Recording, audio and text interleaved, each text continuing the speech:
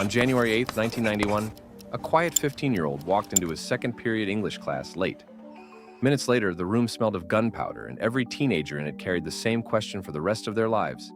Could anyone have stopped this? Pearl Jam's haunting hit Jeremy sprang from that single news story. But the real boy behind the lyrics was far more than a headline. He was an artist, a son, a classmate.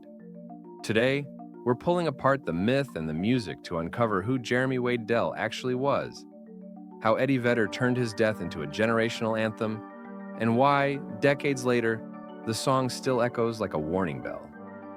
When Pearl Jam erupted out of Seattle in 1991 with 10, they were just 5 guys rehearsing in basements one month, and reluctant spokesmen for a generation the next. The record went on to sell more than 13 million copies in the US alone, and eventually over 15 million worldwide. Songs like Alive, Even Flow, and Black became instant staples of the alternative rock movement. But nothing hit harder, or cut deeper, than Jeremy.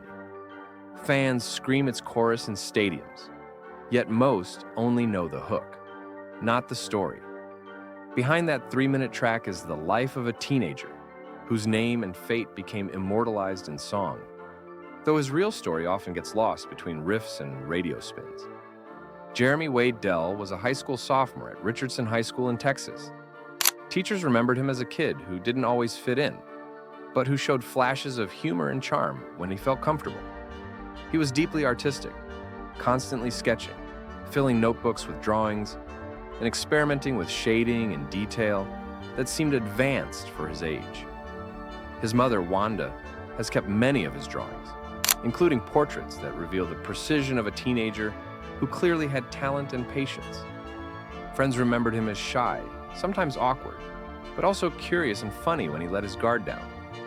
Like many kids his age, he struggled with self-image, sometimes teased for his appearance or his thrift store clothes. The small jabs and casual cruelty that can define adolescence weighed on him heavily. But where others might lash out, Jeremy turned inward. He found escape in art, in music, and in the solitude of his own imagination. He wasn't just the kid in the news. He was a teenager with dreams and frustrations. Someone who wanted to be seen, to be heard, and to matter. On the morning of January 8th, 1991, Jeremy arrived late to his English class with teacher Faye Barnett. When she asked him for a hall pass, he stepped out to get one. Instead of heading to the office, he returned with a .357 caliber revolver.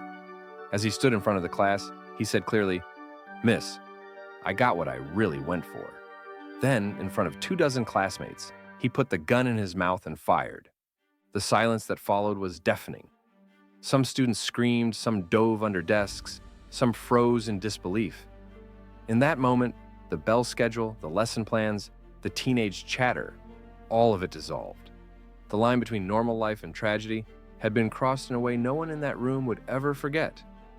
Meanwhile, thousands of miles away, Eddie Vedder was living in San Diego, working odd jobs while chasing music. He stumbled across a tiny newspaper article, just a few sentences long, about Jeremy's death.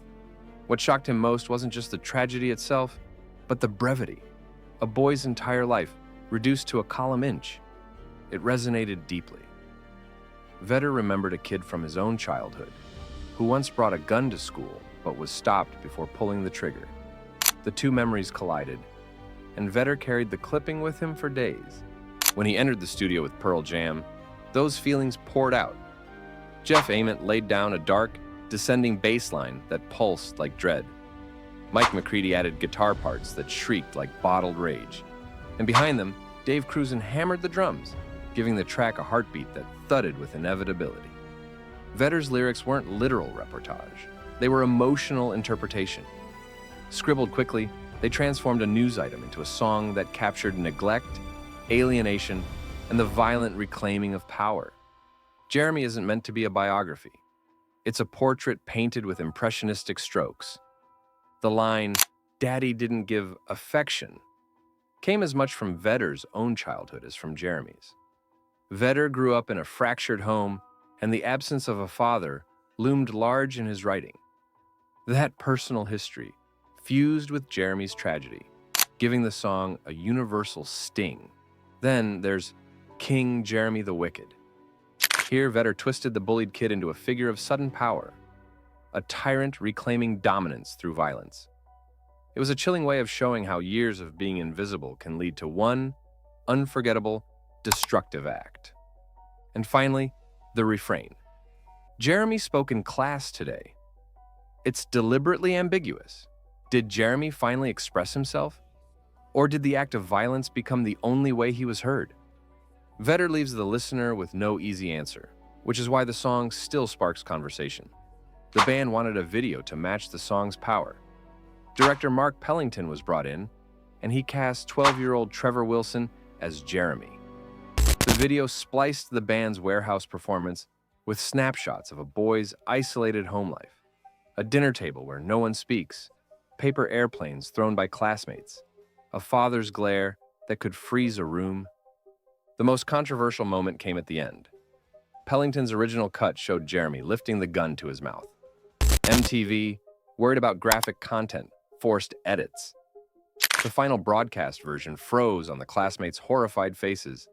That edit unintentionally confused many viewers, who thought the video implied a school shooting rather than a suicide. The band was frustrated, but the censorship sparked more discussion than silence ever could.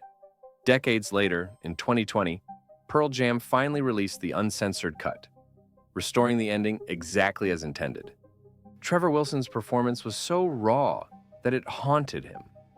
Strangers called him Jeremy at school, unable to separate the boy from the role. As he grew older, he tried to move beyond it, acting in small films, waiting tables, and pursuing his own life. But the shadow of Jeremy never fully left him. In 2016, at the age of 36, Wilson drowned in Puerto Rico. Friends remembered him as funny, warm, and full of potential. His death added another tragic layer to the story, an echo of how art and life can intertwine in ways no one expects. Released in 1992, Jeremy quickly climbed the charts, peaking at number 5 on both Billboard's mainstream and alternative rock charts. It earned 2 Grammy nominations in 1993, though it didn't win.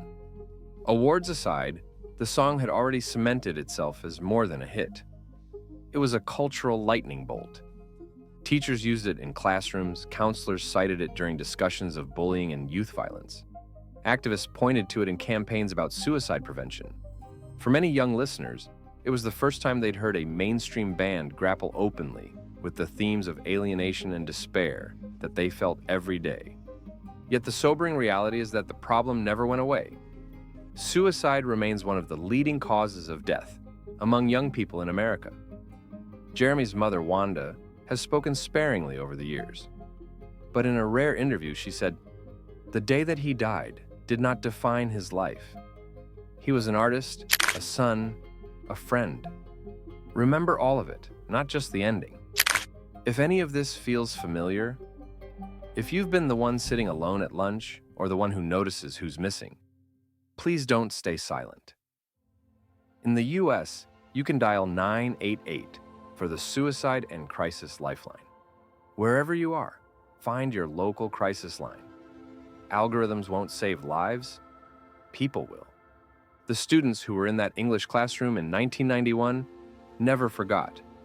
Some went into the military, some became teachers, some carried invisible scars. Every year on the anniversary, a few quietly send each other messages, thinking of you today. Their grief isn't dramatic. It's woven into everyday life. A fire drill, a ringing bell, a classroom silence that lingers too long. For them, Jeremy is not just a song. It's a reminder of a moment that will never fade. Pearl Jam has performed Jeremy hundreds of times live, but the song carries weight. Sometimes Vedder introduces it with only a brief plea, "Let's look out for one another." After tragedies like Columbine, he even considered retiring it, worried that it had become a checkbox rather than a conversation. And yet, fans still raise banners with the single word Jeremy. They still shout the lyrics back at the stage, turning a private tragedy into a collective catharsis. The band, for all its unease, has accepted that Jeremy belongs not just to them, but to everyone who has ever felt invisible. Stories like Jeremy's linger because they remind us to choose gentler paths. If you're still here, leave a comment naming someone who once had your back in a hard moment.